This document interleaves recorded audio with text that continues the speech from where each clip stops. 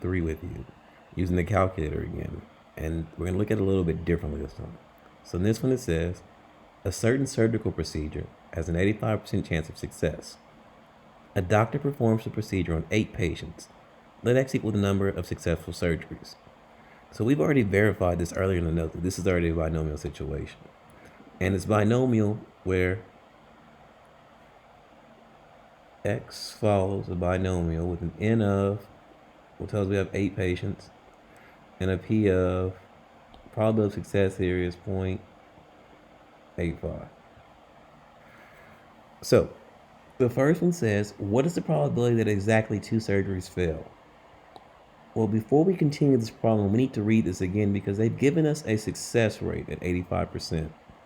But then they ask us in the question about failure. Now, what that means then is we can either use that, or to make this problem even easier, let's define a new variable y. And let's let y equal, instead of being a successful surgery, y is a failed surgery.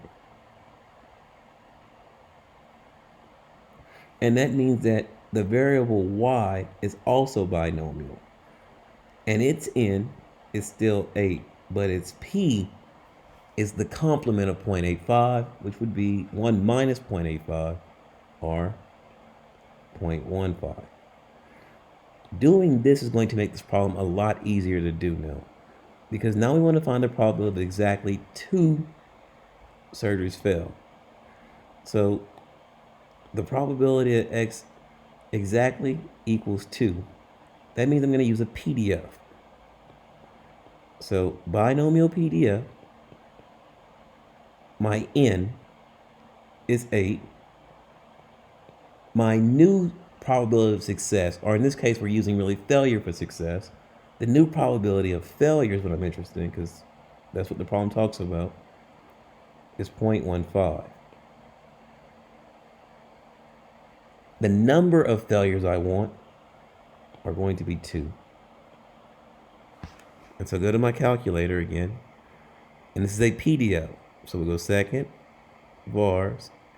You can scroll all the way down to the PDF, or the PDF is going to be alpha A. The number of trials, 8 surgeries. Probability of success. And remember, I've switched success to be failure here because the problem asks about failures. That's 0.15. My X value, I want exactly 2 failures. Paste that.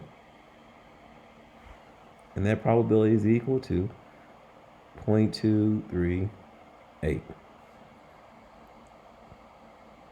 The next one says, what is the probability that at most you have 2 failures? So remember again, at most, probability of X at most means it can be 2 or less. So it's less than or equal to 2. And again, when we do less than or equal, this is a CDF. So binomial CDF, the lower bound, the number of trials here is again going to be 8. Your P, because you're interested in failure, is 0.15. And your X, how many failures am I looking up to at most? I'm looking to at most 2. So this looks just like the problem we just did before it, except the big difference is now we're dealing with a CDF instead of a PDF. So again, in my calculator, second, vars, find the CDF. You can scroll down to the CDF, or you can do alpha B. Number of trials is 15.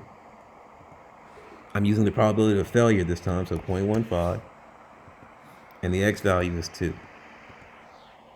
So paste that. And look how much of a different of a probability I've got now. This is equal to 0.604. Now, the last problem. What is the probability of at least 1 failed surgery? If you recall from probability earlier, we talked about at least 1.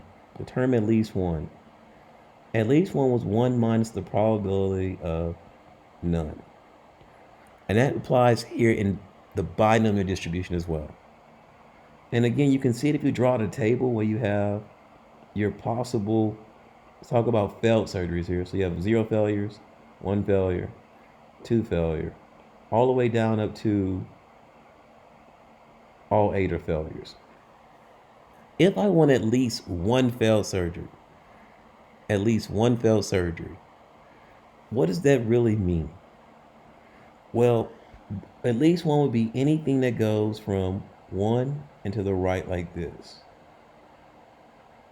The question is, remember, the calculator cannot handle at least. In order to calculate at least, we always do 1 minus. So we're doing 1 minus. Well, in probability, we learned that at least 1 was always 1 minus none. Here's why it's 1 minus none. You're going to take away the 0 case from all of this. You're going to take away the 0 case. Because when you do that, that'll give you the 1 case. So all we do is 1 minus the probability. You can do a CDF. Let's do a CDF. X is less than or equal to 0. Technically, the CDF and the PDF of 0 are the exact same. But because we want to form a good habit, we're always going to do, we see at least we do a CDF. So we'll do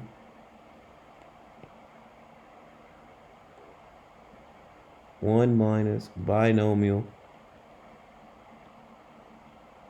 CDF, where my N is 8, my P is 0.15, probability of failure still, and my X is 0. So when I calculate this, again in my calculator, I start off as 1 minus, second, vars. I'm doing a CDF, so I'll do alpha B, 15 for my trials, 0.15 for my P. My X this time, I want no failures at 0. Press this, and I get 0.913. So at least one failure is equal to 0.913.